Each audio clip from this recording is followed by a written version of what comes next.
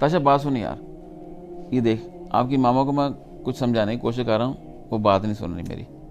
Sir जी देखिए, इससे क्या फर्क पड़ता है मुझे समझ यार नहीं मेरी बात सुन, बात मुझे बताने देना। आता। अच्छा अच्छा चलो। अच्छा, मामा आपकी एक दोस्त है, वो आप भी जानते हो।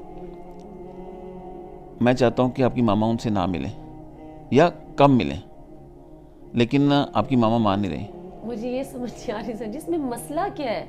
यार मसला बता रहा हूँ ना, बात तो कंप्लीट करने दो ना। अच्छा, मैं इसलिए मना करना चाह रहा हूँ क्योंकि वो जो आंटी है ना, वो दूसरी जो एक आंटी हैं जिन्होंने आपकी मामा को बहुत ज़्यादा नुकसान पहुँचाया था, उनकी बहुत गहरी दोस्त हैं।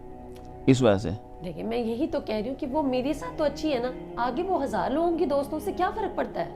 यही तो मैं आपको बताने की कोशिश कर रहा हूँ, जो सबका दोस्त होता है ना।